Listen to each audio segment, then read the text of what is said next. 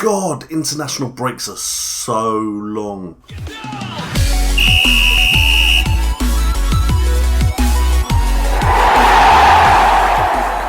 What's up guys, J&O here. How are you all doing? And welcome back to Game Week 13 Fantasy Premier League preview. Now it's been a long 2 weeks, a lot has happened. First of all, I'd just like to say my thoughts and prayers go out to all of those people that may have been affected at all by what happened in Paris. I don't want to dwell on that too much. Let's carry on. Let's show them that they can't get to us.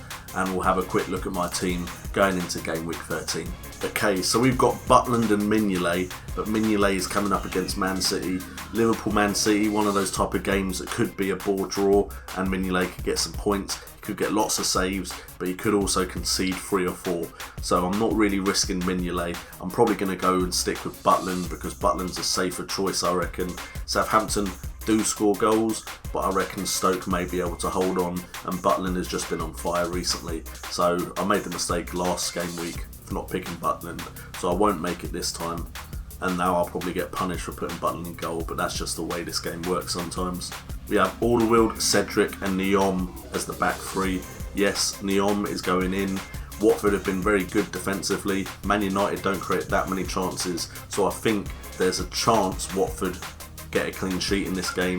Neom could come up with an assist or something as well, so he could get me some big points that other people aren't going to get because they don't put him in the side. Bournemouth with Damien Francis, I don't know whether to put him in or not. It's coming up against Swansea, who haven't been firing on all cylinders, but you just never know with Bournemouth. They only conceded 2 shots against Newcastle, but one of them went in. Craig Dawson at West Brom coming up against the Arsenal side. I just don't see myself risking that as a pick, so that is why Cedric and Alderweireld are in. My midfield, unless I make a really good transfer, I'm going to be going with Mahrez, De Bruyne, Sanchez and Andre Ayew. Andre Ayew is not a guarantee to even play, but Dimitri Payet is definitely not playing. He's picked up a very long-term injury, so I won't be going with Payet. I will be transferring him out, I just haven't decided who for yet, and I'm just making sure the international break is finished before I bring someone in, because I don't want to bring someone in who then gets injured tonight. Mahrez, you just keep him in the team until the points start drying up.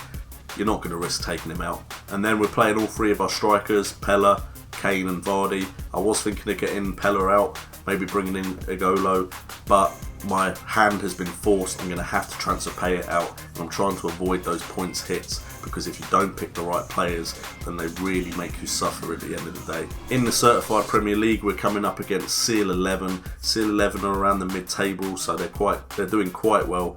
And points-wise, they're pretty close to us as well, so it's going to be a tough fixture. The main difference in our team, goalkeeper-wise, he's got De Gea and Myhill. He's probably going to go with De Gea, I'd imagine. With Igolo playing for Watford, he could drop some points there. He's got Bonnie up front, whereas I've got Kane. Now, Bonnie started off really well when Aguero got injured, but Aguero's getting to that point now where he might start coming back in, and Bonnie didn't keep scoring goals, so I'm not too worried about Bonnie, and this is when he now goes and scores a hat-trick to make me look stupid. The midfield is pretty similar, so it then comes down to the defence. He's got Alderweireld like I do, but then he's got Koscielny and he's got Sanya. I think his defence is actually slightly more solid than mine. At least it's more predictable in how it's going to score. So it's one of those things. I think it's going to be very tight between me and Seal 11.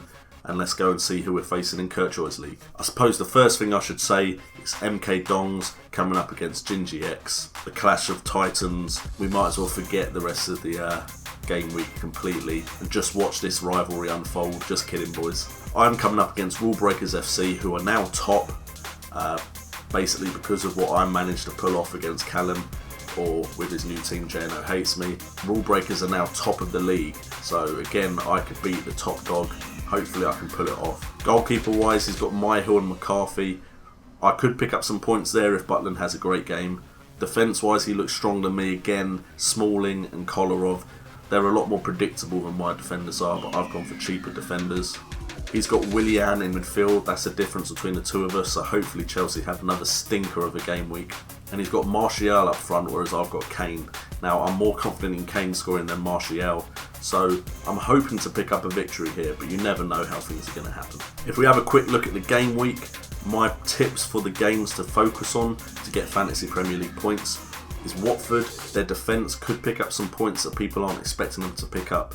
People could be putting their Watford players on the bench just because of Man United's reputation, whereas I think Watford have been strong defensively and Man United have been very predictable going forward, so Watford could pick up a clean sheet. Chelsea-Norwich, getting a Norwich player in, again, Chelsea's reputation may put people off, but Nathan Redmond could come up with a few goals. Chelsea's defence definitely haven't been on form this season. Everton coming up against Villa.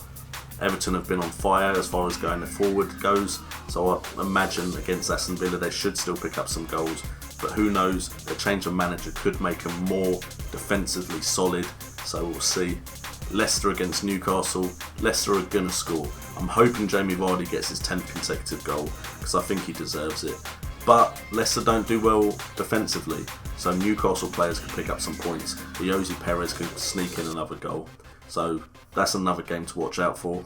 I think Spurs could potentially dominate West Ham in the up and coming game between the two sides, and it hurts me to say this, but with Payet gone, that's a major blow to the club, and Spurs have been on form. So I'm worried that this weekend that West Ham are going to struggle to stand up to a Spurs side that has a really young, energetic, work-based midfield.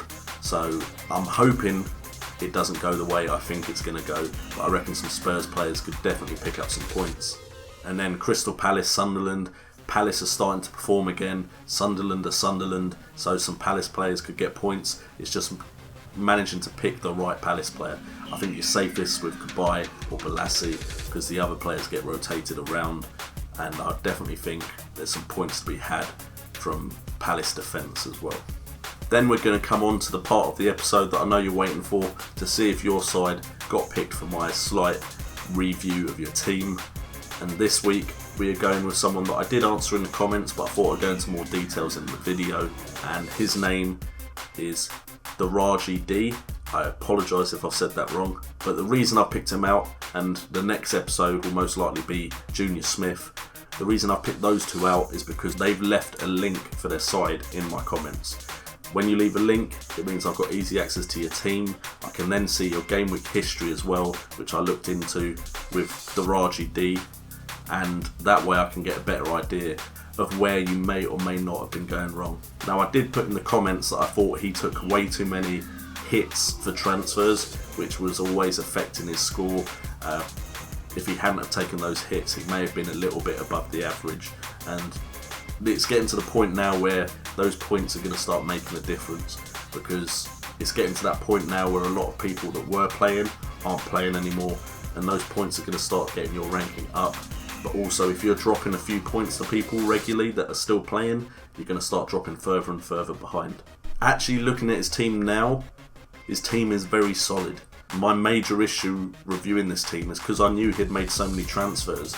I can look at this team now and say it's really solid, but that doesn't mean it's been really solid for 12 game weeks. What I will say though is this current team is very Man City and Arsenal reliant. If Arsenal and Man City fail to get a good result this weekend, you're going to be below the average most likely, unless someone else picks up a lot of points or you captain the right person. If you add the Leicester players you've got as well, that's 8 players in your starting 11 that play for 3 sides. So if there's 3 bad results for you this weekend, that's your game week ruined. So while I understand having 3 Man City players, especially the way they started the season, because they've not carried that form on, it's a risk having 3 players from that side. When Aguero comes back and Silva come back, if they carry on playing like they did at the start of the season, I will be getting 3 players in. But right now, having 3 Man City players is risky. I'd say generally try and stick to 2 from one of the top sides. The top sides are usually going to win games, so having 2 from a top side isn't too bad, because then you've still got 9 players in your starting 11 from other sides, but don't do it with too many teams. If you look at my team, I have 1 Arsenal player, I have 1 Man City player, I have 2 Leicester players, but they are cheap, which enables me to get some of the bigger hitters from the big sides. Generally, I try and avoid having too many from one side. Now, sometimes that backfires as well. I miss out on a lot of points if Man City go on a rampage. But generally, it's safer to cover your bets over the majority of the season. Now, if it comes to double game weeks, then that's when you can start piling on the players. If Arsenal get 2 easy games in a double game week, then having 3 players from Arsenal makes sense. That is because there's 2 games. So on average, Arsenal are probably going to win one of those 2. Whereas if you've got 1 game, you could just be unlucky and get that 1 game where they really underperform. And the last thing I will say about your team is I don't see anyone in your team that is a differential. Now what I mean by that is, if your team does well, most people's teams are going to do well. So the average is going to be higher, which means you're probably going to be around the average or a little below, purely because all of those players are very high ownership. At the beginning, if you had Vardy and N'Golo, I imagine they weren't high ownership. I haven't gone and checked what they were like at the beginning of the season, but right now, those are all the players that I would probably suggest quite easily off the top of my head to you without going into the underlying stats. Because of that, most people are looking at those players going, those are the good players to have.